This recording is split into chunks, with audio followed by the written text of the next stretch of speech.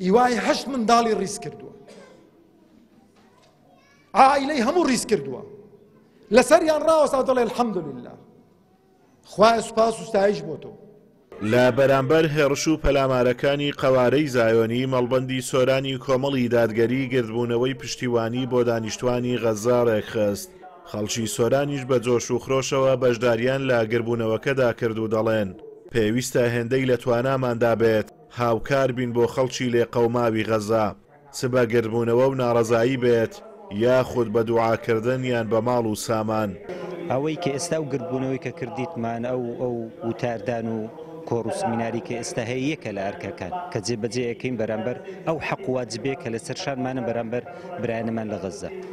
خاڵێکی دیکە هەموو هاوڕاین لەسەر ئەوەی کە چەکە بەهێزەکەمان کە ئێستا ئەتوانین بەکاری بینن وەکو یارمەتیدان بۆ برایانمان لە غەزا، دوعاکردن و پاڕانەوە لە خوای گەورە کە سەرکەوتنیان بەنسیب بکە، ئەهلی غەزە ڕزگار بکە. ئێمە موسڵمان دەبی بە دڵ و بەجیان لەگەڵ موسڵمانانی غەزەدا بین، ئەگەر پێمان نەکرێت لەوێن دەربین ئەتوانین دوعای خێریان لێ بکەین.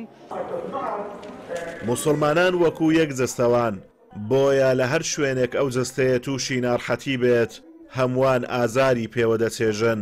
هەر ئەمەش وای کردووە موسڵمانانی کورد کە خۆیان زوڵمی زۆریان بەدەست زۆردارانەوە چەشتووە هاوخەم و هاوهەڵوێست بن لەگەڵ خەڵکی مەزلومی غەزە و داوای وەستانی کارە وەحشیگەرانەکانی قەوارەی زایۆنی بکەن.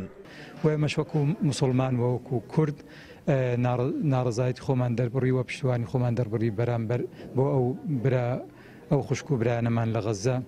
پێویستە ئێمە هاوخەم و هاوهەڵوێست بین لەگەڵ برانە، دوعا خێران بۆ بکەین بە پارە، بە هاوکاری، بە شتێک باگە هەر هیچ نەبی بە دوعای خێر.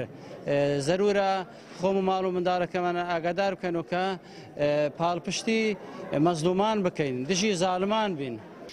من بە براخشە مسلمانەکانم ئەڵێم لە فەڵەستین ئێوە بە تەنهانین، ئێمەتان لەگەڵدایە، ڕاستە ئێمە بە چەک و بە جەستە لەگەڵتانین، بەڵام دڵنیا بن ئێمە بە دڵ بە دووحا لەگەڵتانین بۆ ئەوەی سەر بکەون ئینشاءالله. ربي خدا جولك لنا وببيت يا ربي خويا صهيونيت لنا وببيت، اللهم إنا نجعلك في نحورهم ونعوذ بك من شرورهم، اللهم لا تجعل لهم راية لا تجعل لهم راية يا رب العالمين، اللهم لا تحقق لهم غاية، لا ترفع لهم راية، اللهم أرنا فيهم عجائب قدرتك يا رب العالمين. خوايا قدرتي أوانت بشاني إمدا، قدرتي خود بشاني أوان وإمش بدي بزانين چۆن چیان بەسەردێ ئەوانەی دژمناتی دینی تۆ ئەکەن.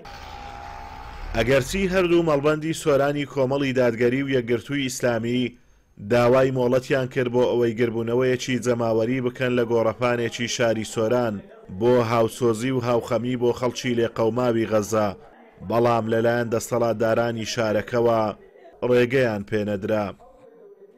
ئازادۆمەراوەی کەناڵی ئاسمانی پەیام، سۆران.